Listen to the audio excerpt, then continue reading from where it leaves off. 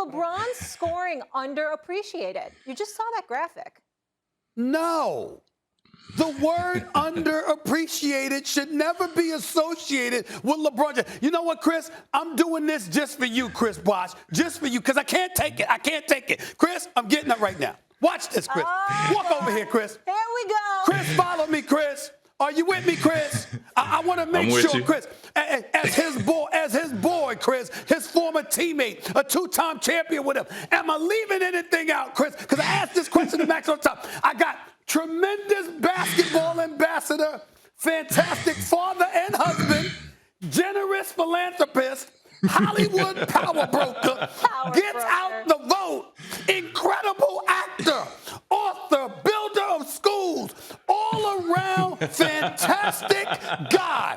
Chris Bosh, did I leave anything out? Is there anything on it? Because I want to make sure, Chris, before I get into this, I want to make sure that I'm being fair to LeBron James, because God forbid I say a scintilla of a negative word about a Maverick and Rich Paul and everybody else is going to be calling me. I mean, did I leave anything out, Chris? I think that's a good start, man. You're off to a pretty good start. I mean, I think we can start talking basketball. I mean, you got the ambassador part. I think now we can dig into the game. Will your boy D Wade have any issue with me leaving anything out? I don't think so, man. Because he's another one that'll text and go off. Okay, so I want to make sure about this. Okay, now let me tell you something, ladies and gentlemen, and I'm looking at my man Chris Bosh here. LeBron James is one of the top two players in the history of basketball. The history of basketball. Basketball that includes Bill Russell. Basketball that includes Dr. J, Kareem Abdul-Jabbar. We could go Iceman George Gervin. We could go David Thompson, for crying out loud. We got all of these people up there. I didn't even bring up all the way to Isaiah Thomas's of the world. How about Mark Aguirre? Remember him, Max Kellerman? Larry Bird, Patrick Ewing, Elijah Moore, David Robinson, Tim Duncan, LeBron James. With the thousands upon thousands of people that have played in the NBA in history, I have as the number 2 player in the history of basketball that was invented by James Naismith. Number 2. Is that underappreciated, Chris Bosh? Underappreciated? No, I don't think so. The question is as a scorer, but no. Chris, I apologize for him. I just want you to know that. Chris, if you don't mind, I can't take him anywhere. Chris, if you don't mind, I just want to see one thing. Here, follow me over here. Can you put that back up? Can we put that list back up? Is that possible? I just want to see something. We're all on one today. God, can we put it back up? Yes or no? Put it back up. Because what I didn't see here it is. I'm looking. I don't see it. No, it's not there. Where is all-time scoring leader? Because when he retires, that's what he's going to be. He's going to be. Is he that yet? He's third. Is he that yet? He is third. Let me tell you something. He's got 17 seasons, as he tweeted out, of at least 25 points. You know what Kobe has? Also came out of high school. Also played forever. 12. Well, Kobe didn't get a lot of minutes early on. He got 12. You know what Jordan has? I agree. Jordan at his peak is number 1. LeBron is number 2.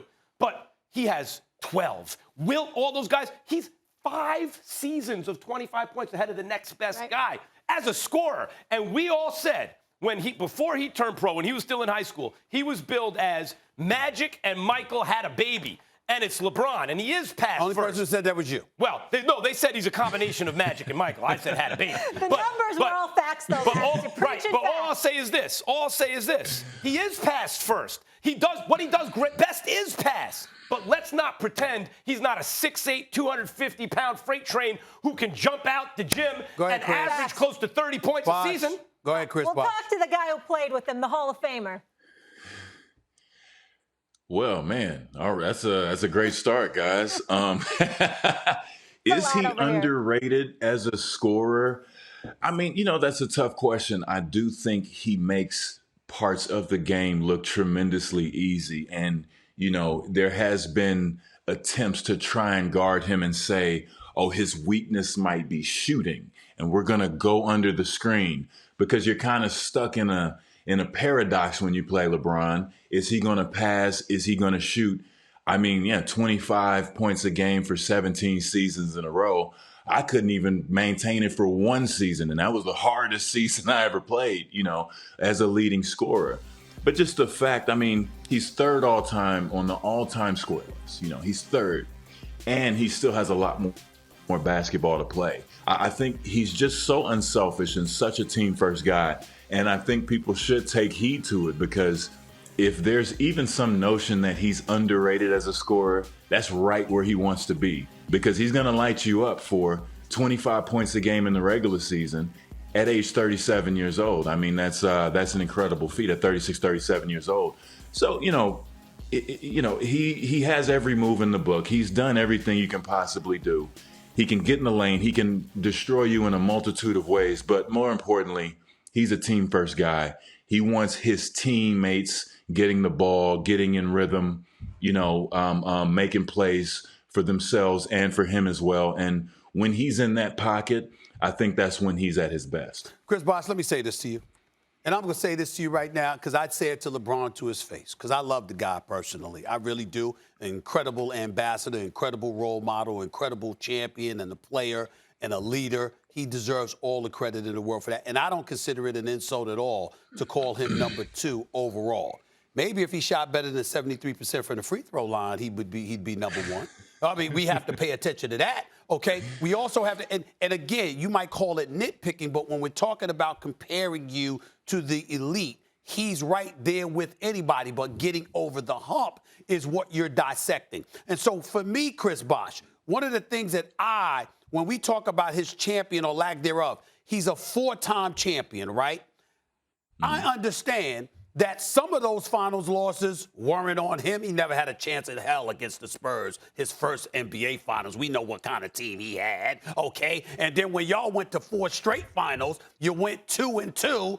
I think it should have been 3-1 myself. You should have beat Dallas, but that's a different subject for another day. What I'm saying is this. When you look at certain things, what LeBron has evolved into, I think, is worthy of strong GOAT consideration.